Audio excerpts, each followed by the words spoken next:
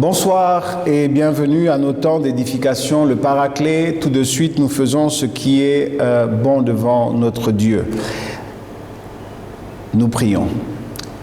Père, béni sois-tu, toi qui rends les temps et les circonstances favorables pour l'édification.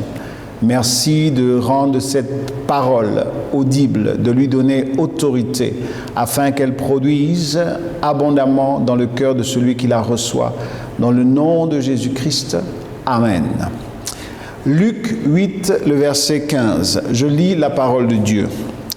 Ceux qui est tombé dans la bonne terre, ce sont ceux qui, ayant entendu la parole avec un cœur honnête et bon, la retiennent et portent du fruit avec persévérance. Le thème de notre édification de ce soir, c'est la persévérance. Alors la persévérance, c'est un thème vaste et par la grâce de Dieu, nous allons regarder 3 aspects de cette persévérance. Pourquoi la persévérance? Parce que aujourd'hui, le Seigneur m'a fait entendre de manière audible les plaintes, les gémissements de beaucoup qui ont envie de baisser les bras, de beaucoup qui s'attendent à la grâce, comme une pluie, et cette pluie tarde à venir, cette pluie tarde à arroser les graines qui sont tombées en terre. Alors le Seigneur te parle cet après-midi, ce soir, et te dit de persévérer, mon fils, de persévérer, ma fille, parce qu'en persévérant, tu vas porter du fruit. En persévérant, tu vas porter beaucoup de fruits à la gloire de notre Dieu. Le premier aspect de cette persévérance-là, c'est la patience. La patience dans les épreuves. La patience dans les épreuves. Nous allons nous intéresser à un personnage de la Bible, éminent personnage de la Bible qui s'appelle Abraham.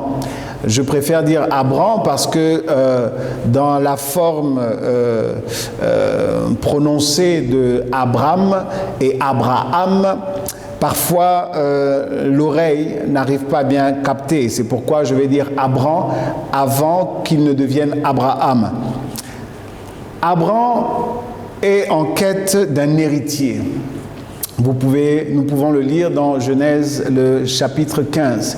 Il est en quête d'un héritier et Dieu s'est déjà révélé à lui et Abraham a dans son cœur le désir d'avoir un enfant avec son épouse Sarai qui est rendue incapable d'avoir des enfants.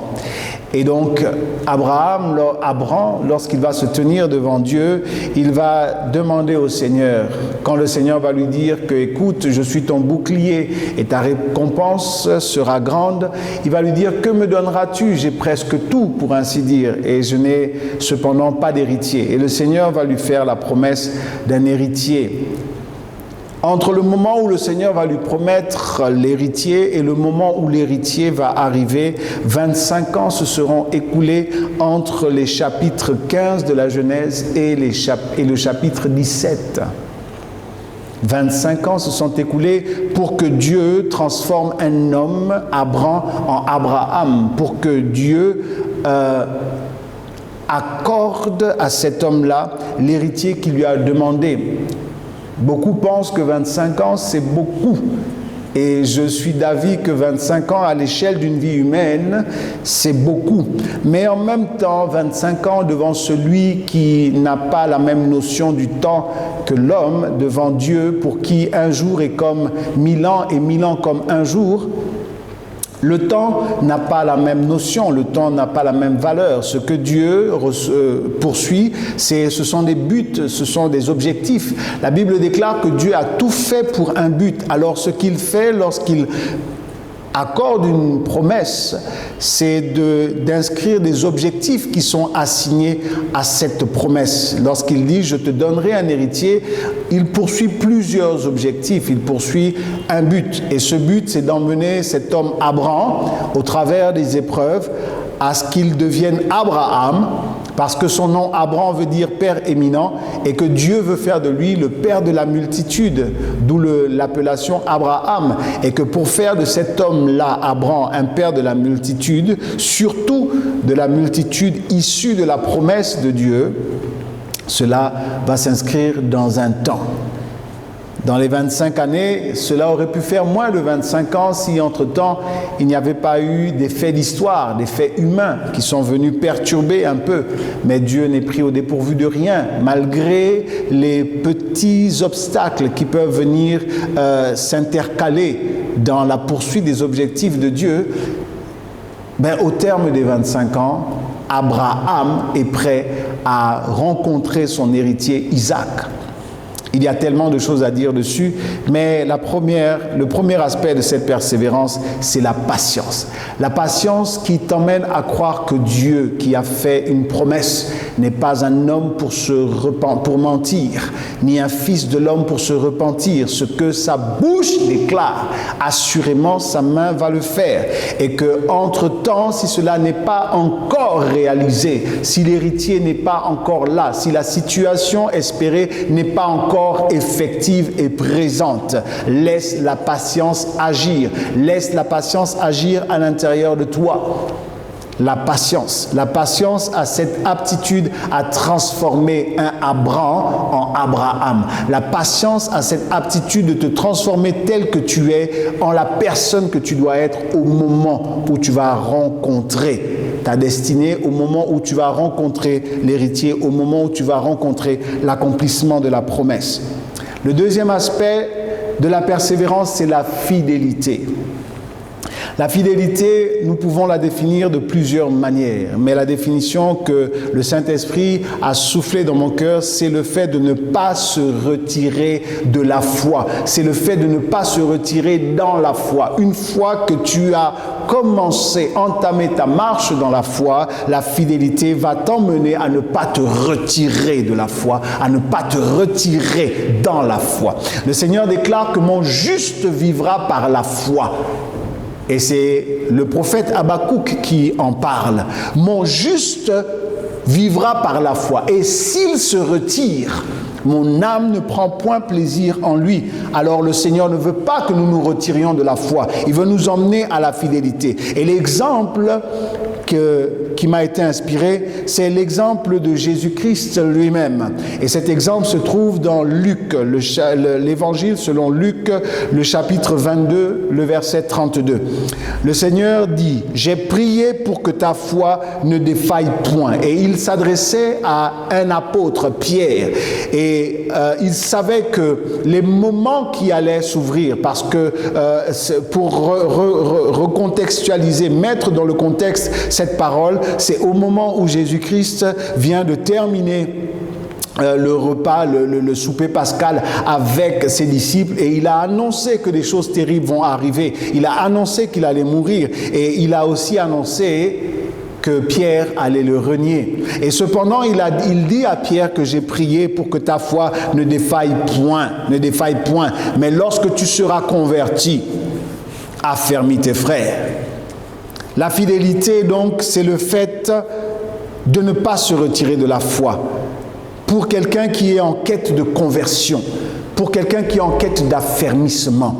Cette persévérance qui est fidélité t'emmène à continuer ta marche, parce que ce après quoi tu soupires, la conversion, l'affermissement dans la foi, cela nécessite que tu sois fidèle, cela nécessite que tu laisses le Seigneur éprouver ta foi. Cela nécessite que tu laisses le Seigneur amener ta foi vers un aboutissement. Je rappelle qu'en toute chose, Dieu poursuit des objectifs.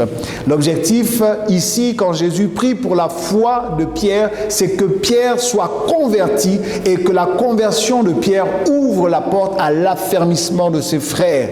Tu as besoin, lorsque tu pries, lorsque tu crois, que ta foi devienne ferme, que ta foi par la persévérance devienne bétonnée, qu'elle devienne armée, solide comme le roc lui-même. Tu as besoin à un moment donné de ne plus écouter même les voix contraires à l'intérieur de ta tête. Tu as besoin de fermer tes oreilles, de fermer la porte lorsque tu rentres dans la chambre, dans le lieu secret avec ton Père. Tu as besoin d'avoir une foi dense, massive, qui pèse. Une foi qui est inébranlable. Oui, c'est possible. Si une petite foi, petite comme un grain de sénévé, a de grands effets, est capable de déplacer une montagne, à combien plus forte raison une foi inébranlable, lourde comme le plomb, va-t-elle produire de plus grands effets? Et cette fois, le Seigneur a besoin que lorsque nous commençons notre marche, un peu comme les disciples, sinon j'allais dire totalement comme les disciples, une foi qui est un peu chancelante, balbutiante, une foi qui marche un peu au gré des hasards, qui marche un peu par le on a dit, par les rumeurs, une foi qui est encore influencée par les soucis de la vie, par les richesses, préoccupée par qu'est-ce que je vais manger, de quoi serais-je vêtu. Une foi qui est encore comme ça est une foi qui est bien fragile. Il a besoin dans cette démarche que ta foi devienne affermie. Que ta foi, et pour que ta foi devienne affermie, il faut que le Seigneur accomplisse son œuvre et que tu sois converti. Tu rencontres le Seigneur, tu acceptes le Seigneur et cette marche-là, la fidélité t'emmène à passer de l'étape d'acceptation à l'étape de la conversion et de l'affermissement. Et tu en as besoin.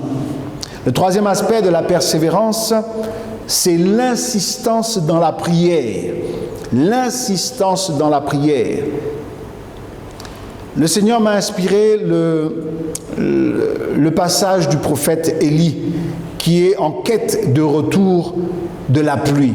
Et vous trouverez donc ce que je m'en vais vous dire dans le livre de 1 Roi, les chapitres 17 et 18. Pour vous remettre dans le contexte, il y a en Israël un niveau d'idolâtrie incroyable.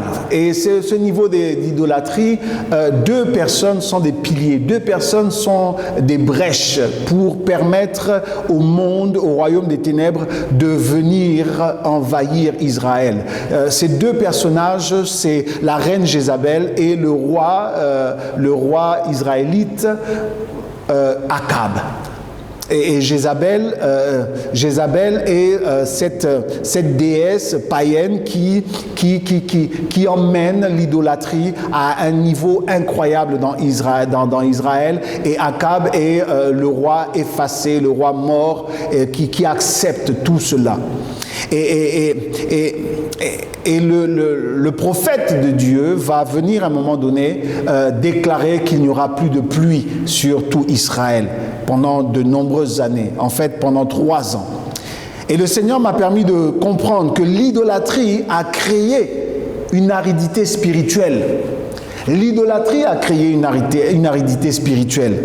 Et le retour, et donc cette idolâtrie qui a créé cette aridité spirituelle a donc entraîné une sécheresse physique. Un temps de sécheresse, 3 ans de sécheresse, comme étant une conséquence physique d'une aridité spirituelle. Le prophète est seulement venu annoncer que la pluie de Dieu allait arrêter de tomber.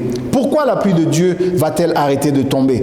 Parce que lorsque nous lisons bien la Bible, nous nous rendons compte que la pluie de Dieu est un très bon trésor de Dieu.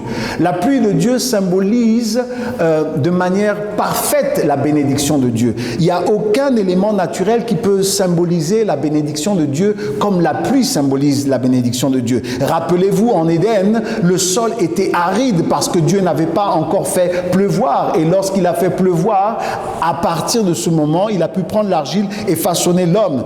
Vous lisez cela en Deutéronome 11, verset 17, et pour montrer que la pluie est importante et que la pluie est cette bénédiction, et Deutéronome 28, le verset 12, qui nous dit que la pluie est un bon trésor de Dieu. Dans Deutéronome, il est expliqué que lorsque Israël va pécher, voici les malédictions, et lorsque Israël va suivre la loi, voici les bénédictions. Et au rang de bénédiction, la première bénédiction qui est citée, c'est la pluie. Le fait que Dieu ouvre le ciel et qu'il fasse pleuvoir. Salomon le savait. Lors de la dédicace du temple, il a prié pour que la pluie tombe en Israël, lorsque Israël ferait ce qui plaît à Dieu. Et donc la conséquence de lorsque Israël rentre dans l'idolâtrie, c'est de fermer le ciel afin que la pluie ne tombe pas.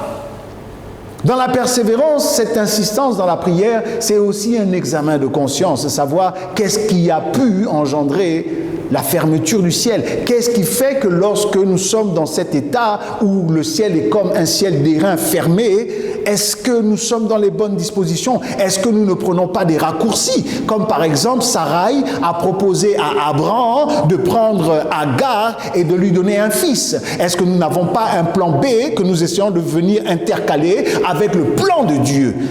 Ça peut totalement... En fait, je vais le dire autrement, que ça va perturber peut-être le plan de Dieu, mais en fait, la perturbation va générer du temps, va générer des délais supplémentaires. La perturbation peut générer ici que le ciel soit fermé et que la pluie ne tombe pas. Le fait que le ciel soit fermé et que la pluie ne tombe pas est une période aussi où nous devons faire un examen de conscience. Est une période où on se dit, finalement, si notre conscience ne nous reproche rien, il faut savoir patienter, il faut savoir être fidèle et ne pas se retirer dans la foi. Lorsque le Seigneur nous a parlé de cette affaire qui allait marcher, lorsque le Seigneur nous a parlé de cet enfant qui allait naître, lorsque le Seigneur nous a parlé de cet emploi, lorsqu'il nous a parlé de cette maladie qui allait être guérie, il a inscrit comme une promesse avec des effets, donc des objectifs qu'il poursuit. Mais entre-temps, il travaille notre foi. Il travaille notre foi. Il travaille notre marche avec lui. Il travaille notre marche avec lui. Afin que ce qui aurait pu être une idolâtrie, ce qui aurait pu être une cause qui ferme le ciel avec le temps, devienne un retour de la pluie, un retour de la bénédiction.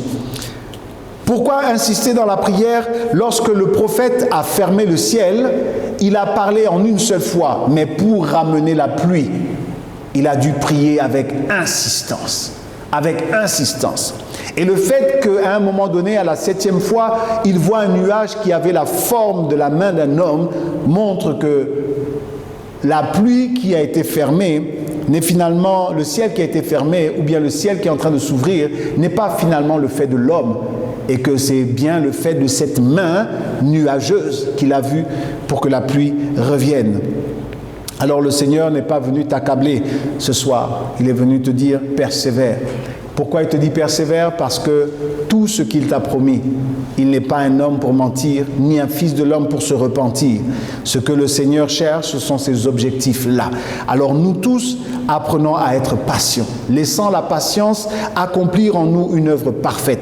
Apprenons à être fidèles, ne nous retirons pas de la foi, marchons avec fermeté, afin que cette foi qui est petite devienne ferme, qu'elle devienne lourde, qu'elle devienne dense. Apprenons à être insistants dans la prière, pour que le ciel s'ouvre parfois. Après une période d'idolâtrie, après une période de sécheresse, il faut prier avec insistance. Ce sont là les 3 leçons, les 3 édifications que le Saint-Esprit nous accorde. Je prie qu'elle rencontre un cœur favorable et je prie que par la grâce de Dieu, que pour quelqu'un, pour une personne, que les temps de la persévérance prennent fin afin que la promesse s'accomplisse. Père, je te demande, toi qui nous inscris tous dans un but, toi qui as des promesses pour chacun d'entre nous, Père, pour une personne, pour mon frère ou pour ma sœur, ces temps de la persévérance à lui sont arrivés à leur terme. Laisse que ta gloire soit manifestée dans la vie de quelqu'un pour qu'il saisisse sa promesse et qu'il se réjouisse. Et qu'en se réjouissant, il apprenne aussi à soutenir ceux qui marchent encore vers l'accomplissement de leurs promesses. Que toute la gloire te revienne. Dans le nom de Jésus-Christ, nous avons prié. Nous disons Amen. N'oubliez pas de faire ce qui est bon, d'aimer la page, de laisser un petit commentaire, d'encourager d'autres personnes à suivre ce message. Bien le bonsoir chez vous, dans la paix et à très bientôt. Personne comme toi, Jésus. Personne n'est comme toi.